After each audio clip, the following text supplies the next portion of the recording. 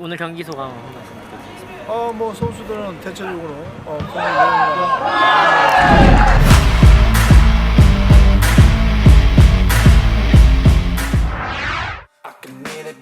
Terbang ke Spanyol hari ini, berikut rapor Timnas Indonesia U20 selama TC di Turki. Berakhir sudah pemusatan latihan atau TC Timnas Indonesia U20 di Turki. Tim asuhan Sintayong itu akan melanjutkan training camp di Spanyol. Sementara itu, sebelum bergeser ke Spanyol, berikut ini rapor skuad Garuda Nusantara selama menjalani latih tanding di negeri Eurasia tersebut.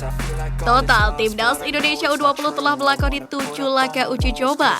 Hasilnya, skuad Garuda Nusantara 2 kali kalah, 3 kali menang, dan 2 kali seri. Total skuad Garuda Nusantara berkoleksi 12 gol selama mengikuti pemusatan latihan di Turki.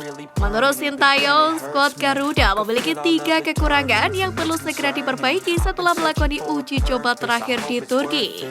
Pertama adalah soal operan, lalu serangan balik dan mencari ruang. Ujar Sintayong dikutip dari keterangan PSSI via Antara. Ia melanjutkan Timnas Indonesia U20 beberapa kali keliru dalam mengambil keputusan kapan harus melepaskan umpan ke rekannya. Kemudian Marcelino Ferdinand dan kawan-kawan juga dianggapnya masih lambat saat membangun serangan balik.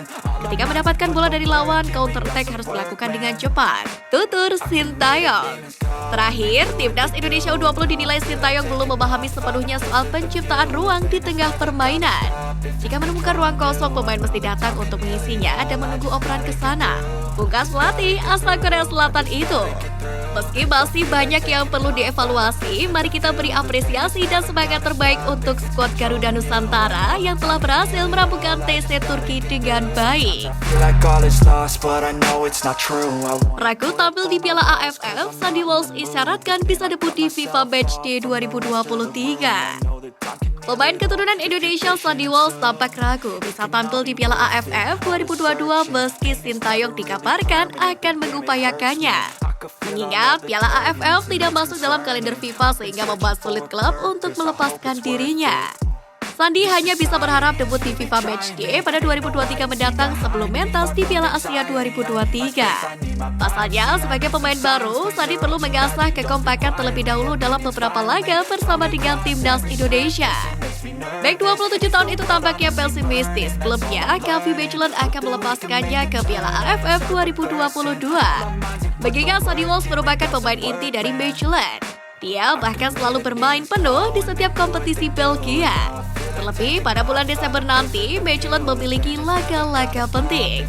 Mechelen sendiri berhasil lolos ke babak 16 besar Piala Belgia 2022. Mereka akan menghadapi RFC Seraing pada awal Desember. Selanjutnya, mereka juga akan meladeni Karlsruhe pada 23 Desember. Sementara itu, Piala AFF 2022 sendiri akan dimulai pada 20 Desember 2022 hingga 16 Januari 2023. Ada 2 laga penting Mechelen di Januari tahun depan menjelang berakhirnya Piala AFF 2022.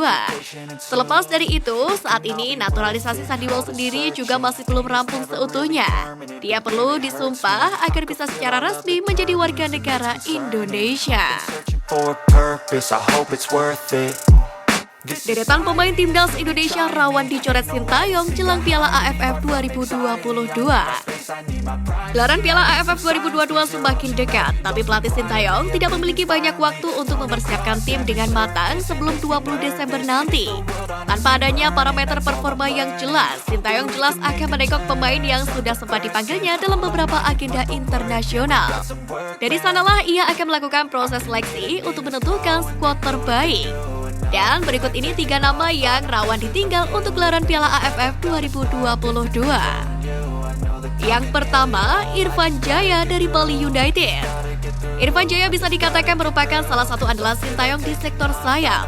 Salah satu pemain utama Timnas Indonesia pada putaran ketiga kualifikasi Piala Asia 2023. Tapi sayangnya, ia tak ambil bagian dalam 2 laga uji coba terakhir kontra Curaçao, di mana pemain asal Bantang itu terpaksa menepi lantaran menderita cedera retak tulang fibula saat membela klubnya Bali United. Belum diketahui pasti kapan dia akan kembali ke lapangan meski sudah mulai berlatih ringan. Tapi satu yang pasti, ada banyak nama yang siap menggantikan perannya di Timnas Indonesia. Yang kedua, Alveandra Dewangga dari PSIS Semarang. Awalnya Alfeandra Dewangga merupakan pemain andalan Sintayong di lini tengah maupun pertahanan timnas Indonesia. Tetapi semenjak perubahan skema menjadi 3 back, ia perlahan tergusur dari skuad utama. Ia beberapa kali coba ditempatkan di posisi wingback kiri, namun hasilnya tidak terlalu menggembirakan. Alhasil, ia tidak lagi mendapatkan panggilan saat Indonesia beruji coba dengan Curaçao pada akhir September lalu. Melihat fakta itu, rasanya untuk kembali ke skuad Garuda dalam waktu dekat terlalu sulit untuk digapai Alfeandra Dewangga saat ini. Yang ketiga, Stefano Lillipali dari Borneo FC Samarinda. Sintayong tentu memiliki pertimbangan matang saat memanggil kembali Stefano Lillipali untuk putaran ketiga kualifikasi Piala Asia 2023. Pengalaman pemain berusia 32 tahun itu dibutuhkan untuk menghadapi situasi sulit di Kuwait. Tetapi pada akhirnya permainannya tidak benar-benar mampu memikat hati sang pelatih. Setelah menjadi pemain utama selama 1 babak pada laga perdana, menit bermainnya semakin turun dalam 2 laga setelahnya. Tidak heran bila ia sudah tidak tampak di skuad Indonesia yang 2 kali menghadapi Curaçao beberapa waktu lalu. Di laga tersebut, Sintayong memanggil beberapa nama debutan seperti Ramadan Sananta dan juga Dendi Sulistiawan.